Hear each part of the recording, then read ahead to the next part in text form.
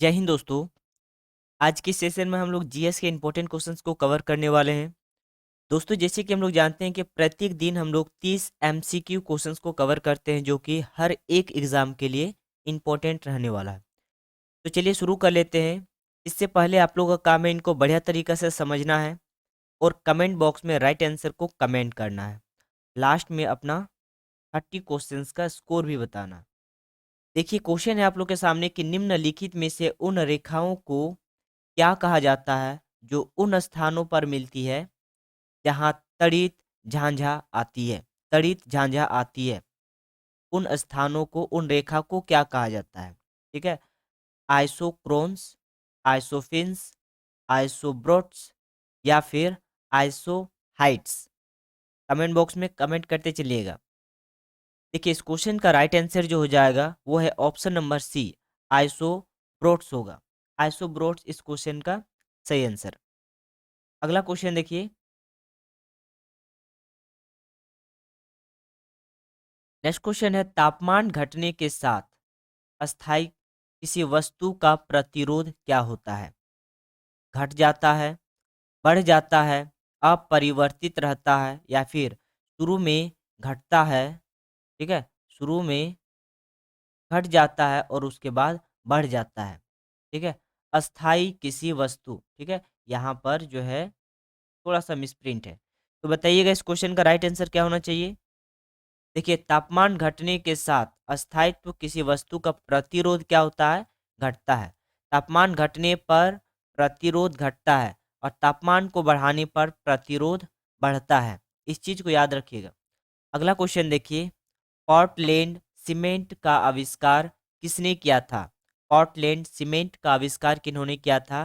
Dennis गैसान ने, Leonardo da Vinci ने, पैर्सी L Spencer ने या फिर जोसेफ आस्पडीन ने। देखिए, इसका राइट आंसर हो जाएगा जोसेफ। ऑप्शन नंबर डी इस क्वेश्चन का राइट आंसर हो जाएगा। क्लियर है? जिन्होंने पोर्टलैंड सीमेंट का आविष्कार किया था। अगला क्वेश्चन बताइएगा कि निम्नलिखित में से वह धातु कौन सी है जो पानी को अत्यधिक प्रदूषित करती है?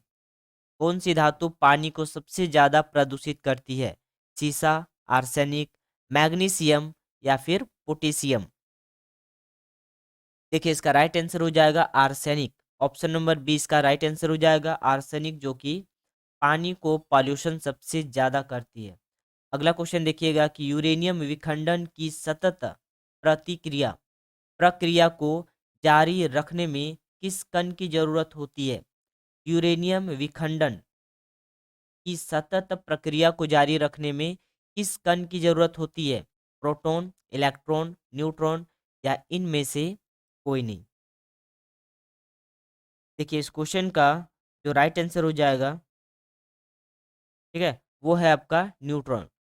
क्योंकि न्यूट्रॉन जो होता है वो न्यूट्रल होता है, इसमें कोई भी चार्ज नहीं होता है। इसीलिए यूरेनियम विखंडन की सतत प्रक्रिया को, ठीक है, जारी रखने के लिए ये न्यूट्रॉन की कण का जरूरत पड़ता है। तो ऑप्शन नंबर सी इस क्वेश्चन का राइट आंसर हो जाएगा। अगला क्वेश्चन बताइएगा कि ट्राई नाइट्रोलुनिक नाइट्राइलुइन का विस्फोटक निम्नलिखित में से किसके मिश्रण द्वारा किया जाता है? ठीक है, ट्राई नाइट्रोटाइलुइन नाइट्रोटालुइन का विस्फोटक निम्नलिखित में से किसके मिश्रण द्वारा किया जाता है? Ammonium nitrite, ammonium chloride, ammonium nitrate या फिर अमोनियम सल्फेट के द्वारा। देखिए, इसका राइट आंसर हो जाएगा अमोनियम नाइट्रेट। क्लियर है? इसको ध्यान से पढ़िएगा। ट्राई नाइट्रोटाइलुइन का विस्फोटक इनमें से किनके मिश्रण द्वारा किया जाता है? तो अमोनियम नाइट्रेट याद रखिएगा। अगला क्वेश्चन देखिए। नेक्स्ट वन है, सौर ऊर्जा का कारण है। सौर ऊर्जा का कारण क्या है? विखंडन अभिक्रियाएं, संलयन अभिक्रियाएं, रासायनिक अभिक्रियाएं या फिर दहन अभिक्रियाएं। देखिए, इस क्वेश्चन का राइट आंसर हो जाएगा संलयन अभिक्रियाएं। ऑप्शन नंबर 20 का राइट आंसर हो जाएगा संलयन अभिक्रियाएं। अगला क्वेश्चन देखिए कि निम्नलिखित में से कौन निर्गम उपकरण नहीं है? निर्गम उपकरण नहीं है। प्रकाशिक लक्षण अभिज्ञाता, ठीक है, इंकजेट मुद्रक, स्पीकर या फिर इनमें से कोई नहीं।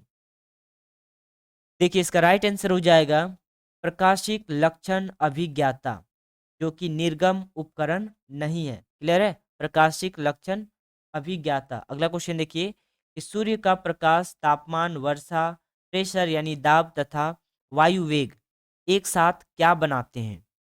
ठीक है, सूर्य की प्रकाश, तापमान, वर्षा, दाब तथा वायु वेग एक साथ क्या बनाते हैं? परिवेश बनाते हैं, पर्यावरण, जैविक यौगिक या फिर जल वायवी कारक। देखिए इसका राइट आंसर हो जाएगा ऑप्शन नंबर डी, यानी कि जल वायवी कारक बनाते हैं। क्लियर है? जल वायवी कारक। अगला क्वेश्चन देखिएगा, सौर प्रणाली की खोज किसने की थी? जे एल बेयर्ड ने, गैलीलियो ने, कैपलर ने या फिर कॉपर निकस ने? इसका राइट आंसर हो जाएगा कैपलर। सौर प्रणाली की खोज किन्होंने की थी? कैपलर ने। आप लोग कमेंट बॉक्स में कमेंट कीजिएगा गैलीलियो ने किनकी खोज की थी।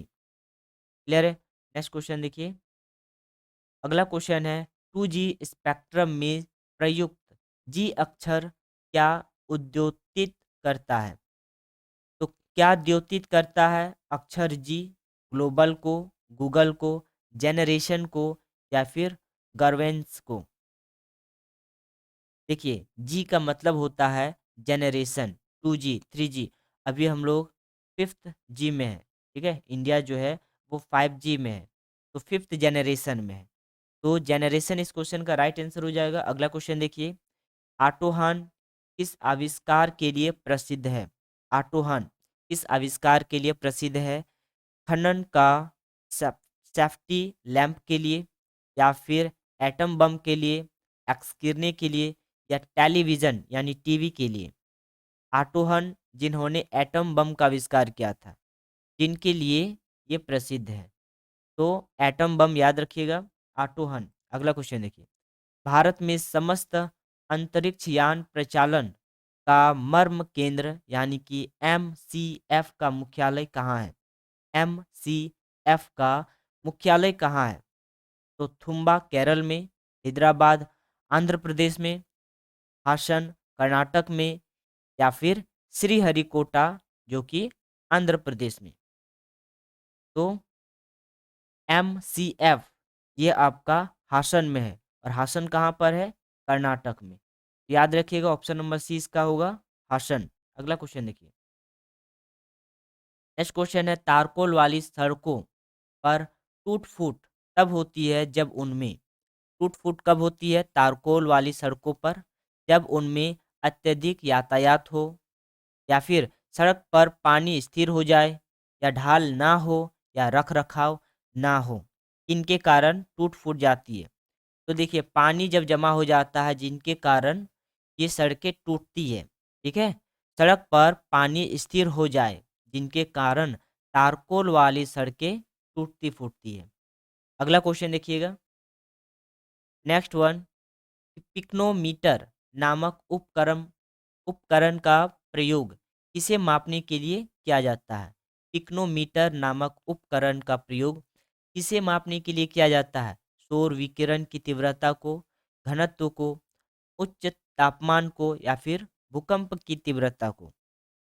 तो देखिए ये जो पिक्नोमीटर है ये डेंसिटी को मेजरमेंट किया जाता है। पिक्नोमीटर से डेंसिटी यानी कि घनत्व को मापा जाता है। तो ऑप्शन नंबर सी इस question, sorry, option number B इस क्वेश्चन का राइट आंसर होगा। सूखी बर्फ क्या है? ठीक है, ड्राई आइस। तो बेंजोइक एसिड होता है, बिना पानी की ठोस बर्फ होता है, ठोस कार्बन डाइऑक्साइड होता है, या ग्लेशियल एसिटिक एसिड होता है? तो देखिए इस क्वेश्चन का राइट आंसर होगा ऑप्शन नंबर सी, यानी कि ठोस यानी सॉलिड CO2 होता है, ठोस कार्बन डाइऑक्साइड होता है, सूखी बर्फ इनको कहा जाता है। अगला क्वेश्चन देखिए, भारत की मिसाइल अग्नि 2 है, तो अग्नि 2 क्या है? पृथ्वी से आकाश मिसाइल, या न्यूक्लिक अम्ल है, पृथ्वी से सागर मिसाइल है, या पृथ्वी से पृथ्वी मिसाइल है? अग्नि 2 मिसाइल इनमें से कौन सा है?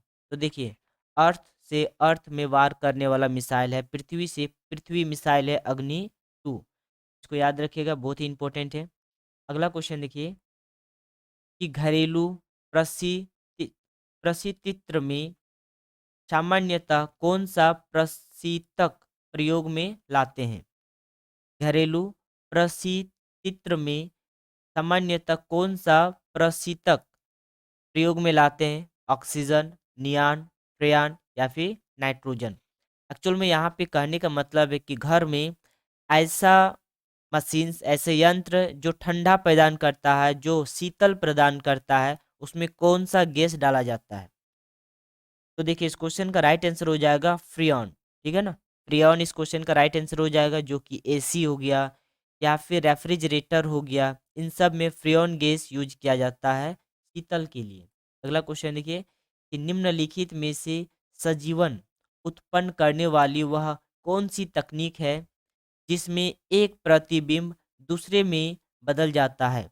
एक प्रतिबिंब दूसरे में बदल जाता है। आकृतिक निरूपण, अंतस्थापन, कर्म वृक्षण या फिर इनमें से कोई नहीं। देखिए इस क्वेश्चन का राइट आंसर हो जाएगा आकृतिक निरूपण। ठीक है, आकृतिक निरूपण इस क्वेश्चन का सही आंसर होगा, ऑप्शन नंबर ए। अगला क्वेश्चन देखिएगा, एस चंद्रशेखर का नाम निम्नलिखित में से किस क्षेत्र के साथ जुड़ा हुआ है? ठीक है, किस क्षेत्र के साथ जुड़ा हुआ है एस चंद्रशेखर का नाम? रसायन विज्ञान, तरल यांत्रिकी, खगोल भौतिकी या इनमें से कोई नहीं। देखिए इसका राइट आंसर हो जाएगा खगोल भौतिकी, यानी कि ऑप्शन नंबर सी इस क्वेश्चन का राइट आंसर होगा। तो अगला क्वेश्चन देखिएगा 301 कि फोर स्ट्रोक पेट्रोल इंजन निम्नलिखित में से किस पर आधारित है? फोर स्ट्रोक पेट्रोल इंजन निम्न में से किस पर आधारित है? कोनो चक्र पर, वायल चक्र पर, डीजल चक्र पर या फिर ओटो चक्र पर? तो इसका राइट आंसर हो जाएगा ओटो चक्र। ठीक है, ओटो चक्र इस क्वेश्चन का सही आंसर होगा। अगला क्वेश्चन देखिए, खगोल भौतिकी के लिए भारत में जन्मे किस वैज्ञानिक को नोबेल पुरस्कार प्रदान किया गया है? ठीक है, नोबेल पुरस्कार प्रदान किया गया है सर सीवी रमन को, प्रोफेसर चंद्रशेखर को, विक्रम साराभाई को या फिर सत्येंद्र नाथ बोस को? बताइएगा इस क्वेश्चन का राइट आंसर। देखिए इसका राइट आंसर हो जाएगा प्रोफेसर चंद्रशेखर। खगोल भौतिकी के लिए नोबेल पुरस्कार दिया गया है प्रोफेसर चंद्रशेखर को। अगला क्वेश्चन देखिएगा कि क्लोरोफ्लोरोकार्बन यानी कि सीएफसी जो होता है ज्यादातर कहाँ इस्तेमाल होते हैं? सौर्य हीटरों में, माइक्रो ओवनों में या फिर रेफ्रिजरेटरों में या धुलाई मशीनों में, जो कि वॉशिंग मशीन होता है। तो बताइएगा। देखिए क्लोरोफ्लोरोकार्बन ये एक्चुअल में जो इस्तेमाल होता है वो रेफ्रिजरेटरों में, जो ठंडक प्रदान कराने वाला जितने भी यंत्र है, इन सब में सीएफसी गैस यूज किया जाता है। क्लियर है? क्लोरोफ्लोरोकार्बन इस क्वेश्चन का जो राइट आंसर होगा वो होगा रेफ्रिजरेटर। अगला क्वेश्चन देखिए, उत्तरी ध्रुव की खोज किसने की थी? इंपॉर्टेंट क्वेश्चन है। उत्तरी ध्रुव की खोज किसने की थी? तो अम्बुदसन ने, रॉबर्ट पियरी ने, जॉन कैबोट ने या फिर टान मास ने टासमान ने? तो देखिए इस क्वेश्चन का राइट आंसर हो जाएगा Robert Peary. Option number B इस क्वेश्चन का राइट आंसर हो जाएगा रॉबर्ट पियरी। अगला क्वेश्चन देखिए कि निम्नलिखित में से कौन सा कण परमाणु के नाभिक में संबंधित नहीं है? नाभिक से संबंधित नहीं है तो प्रोटॉन, इलेक्ट्रॉन, मैरॉन या फिर न्यूट्रॉन? तो देखिए ये जो मैरॉन है ये कोई पदार्थ का पार्टिकल्स नहीं है। ठीक है, प्रोटॉन, इलेक्ट्रॉन और न्यूट्रॉन है लेकिन मैरॉन नहीं है। तो ऑप्शन नंबर सी इस क्वेश्चन का राइट आंसर हो जाएगा। अगला क्वेश्चन देखिएगा कि अधिकतम जैविक क्षति किससे होती है? जैविक क्षति गामा किरणें से, एक्स किरणें से जिनको एक्सरे भी कहेंगे, अल्फा किरणें या फिर बीटा किरणों से? तो अधिकतर जैविक क्षति जो होता है वो गामा किरणों से होता है। तो ऑप्शन नंबर ए इस क्वेश्चन का राइट आंसर हो जाएगा गामा किरणें। अगला क्वेश्चन देखिए कि निम्नलिखित में से कौन सा प्रक्षेपास्त्र वायु से वायु वाला प्रक्षेपास्त्र है? तो ये अग्नि है, पृथ्वी है, अस्त्र है या फिर आकाश है। तो देखिए जो प्रक्षेपास्त्र जो है वो है अस्त्र नाम का प्रक्षेपास्त्र, जो कि वायु से वायु में वार करने वाली है। ठीक है। अगला क्वेश्चन देखिए कि एक्स किरणों की खोज किसने की थी? एक्स किरणों की खोज रॉयंटजेन ने, फैराडे ने, लोवेजियर ने या फिर लेवोजियर ने या फिर एच डेवी ने। तो देखिए रॉयंटजन इस क्वेश्चन का राइट आंसर होगा, जो कि एक्स किरणों की खोज की थी। अगला क्वेश्चन देखिए, और ये आपका सेकंड लास्ट क्वेश्चन कि नौसेना के निम्नलिखित जहाजों में से विमान वाहक की पहचान कीजिए। इनमें से आपको विमान वाहक का पहचान करना है नौसेना के लिए। INS तलवार, INS विराट, INS मैसूर या फिर INS राजपूत। बताइएगा इसका राइट आंसर क्या होगा। विमान वाहक इनमें से कौन सा है नौसेना के लिए? तो INS विराट इस क्वेश्चन का राइट आंसर हो जाएगा। INS विराट। अगला क्वेश्चन देखिएगा कि वायुसेना का आविष्कार किसने किया था? वायुसेना का आविष्कार किसने किया था? तो सर फ्रैंक हिटले ने या फिर आर्विल राइट एंड विल्बर राइट ने या फिर क्रिश्चियन ह्यूजेंस ने या माइकल फेराडे ने। तो वायुयान का आविष्कार किन्होंने किया था? इसका राइट आंसर हो जाएगा राइट बंधु। नहीं, ठीक है ना, राइट बंधु इसका राइट आंसर हो जाएगा। इनका पूरा नाम देखिए, आर्विल राइट एंड विरबल राइट। ठीक है, ऑप्शन नंबर 20 क्वेश्चन का राइट आंसर हो जाएगा। चलिए दोस्तों, मिलते हैं नेक्स्ट क्लास। Thank you.